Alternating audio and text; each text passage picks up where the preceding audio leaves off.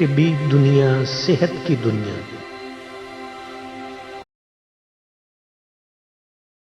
بسم اللہ الرحمن الرحیم۔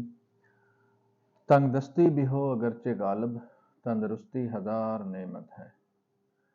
سامعین و ناظرین، اس سے قبل ہم ذیابیطس سے معدی، ذیابیطس سے کبدی یعنی معدہ کی خرابی کی وجہ سے اور گردوں کی خرابی کی وجہ سے ہونے والی شوگر پر گفتگو بڑی تفصیل کے ساتھ کر چکے ہیں۔ تو آج ہم بات کریں گے ذیابیطس حقیقی، جس کو ہم ذیابیطس دماغی بھی کہتے ہیں، ذیابیطس عصبی بھی کہہ سکتے ہیں، جو نروز ٹیشوز کے اندر تیزی کی وجہ سے، سوزش کی وجہ سے ہوا کرتی ہے۔ گویا آسان الفاظ میں یوں کہہ لیں کہ جسم کے اندر جب الکلی اور رطوبت کی کثرت ہوتی ہے، اس وقت جب شوگر ہوتی ہے تو اس کو ہم ذیابیطس حقیقی بولتے ہیں۔ تو آج کی ہم گفتگو کے 3 حصے کریں گے۔ پہلا حصہ جس کے اندر ہم ذیابیطس حقیقی کے جو اسباب ہیں، محرکات ہیں، وجوہات ہیں، اس کے بعد پھر ہم اس کی علامات بیان کریں گے کہ ذیابیطس حقیقی یعنی شوگر حقیقی کی علامات کیا ہے۔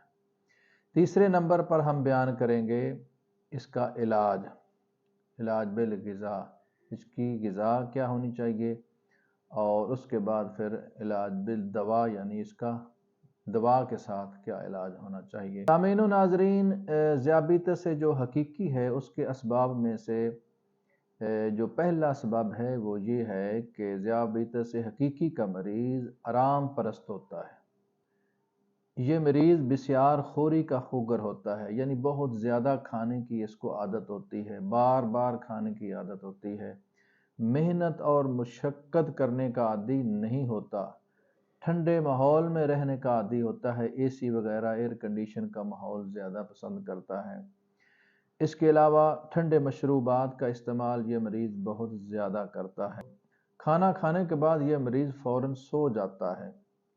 اس کے علاوہ نفسیاتی اسباب میں سے یہ مریض ذہنی ٹینشن، غم اور پریشانی کا شکار بھی ہوتا ہے۔ تو دوسرا جو ہے اس کی علامات کے اندر اس مریض کو بہت زیادہ پیاس لگتی ہے، پیشاب اس مریض کو بار بار آتا ہے، بھوک اس مریض کو بہت زیادہ لگتی ہے، وزن بڑی تیزی کے ساتھ کم ہونا شروع ہو جاتا ہے، خوف اس مریض کے اندر بہت زیادہ پایا جاتا ہے۔ اس کے علاوہ جنسی کمزوری، جسمانی کمزوری اور ذہنی کمزوری بڑی تیزی کے ساتھ بڑھنا شروع ہو جاتی ہے۔ اس کے علاوہ جب اس مریض کو کوئی زخم ہوتا ہے تو وہ بھی جلد مندمل نہیں ہوتا۔ پیشاب میں نمکیات کے اخراج زیادہ ہونے کی وجہ سے جلد اس کی کھردری اور خشک ہو جاتی ہے۔ یہ ہیں اس مریض کی علامات۔ علاج کے اندر اس مریض کو جتنی بھی الکلی والی چیزیں ہیں، سرد مزاج کی چیزیں ہیں، وہ ساری کی ساری بند کرنا ہوں گی، ان کا پرہیز کرنا ہوگا، جن کے اندر مثال کے طور پر دودھ سوڈا ہے، کچی لسی ہے، اس کے علاوہ سبزیوں کے اندر کدو، ٹنڈا، ول، توری، پیٹھا وغیرہ، شلجم وغیرہ، یہ جتنی بھی تری والی الکلی والی سبزیاں ہیں، یہ ساری کی ساری اس مریض کو بند کرنا ہوگی۔ اور کون سی سبزیاں استعمال کرنی چاہیے اس مریض کو؟ سالن کے اندر یہ مریض کالے چنے کا زیادہ استعمال کرے، مٹر، پالک، پکوڑے، دیسی انڈا پیاز والا، ٹکے، کباب، دہی بلے وغیرہ، بیسن کی روٹی اس کے لیے بہت زیادہ مفید ہے، ترش لسی کا استعمال اس کے لیے بہت مفید ہے۔ پھلوں کے اندر یہ مریض آڑو کا استعمال زیادہ کرے، جامن کا استعمال زیادہ کرے۔ قہوے کے اندر یہ مریض لونگ اور دار چینی کو استعمال کرے۔ لونگ اور دار چینی کا قہوہ دن میں 3 ٹائم صبح، دوپہر اور شام لازمی استعمال کرے۔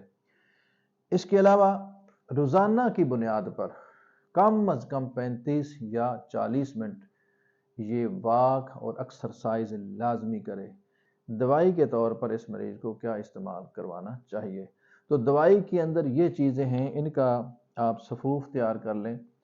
تو اس کے اجزاء کے اندر افسنتین ہے، کریلے، مغز جامن، گڑ مار بوٹی، پوست حلیلہ کابلی، اندرجو، تلخ، تخم سرس، یہ ساری کی ساری چیزیں 25-25 گرام لے لیں اور ان کا صفوف تیار کر لے۔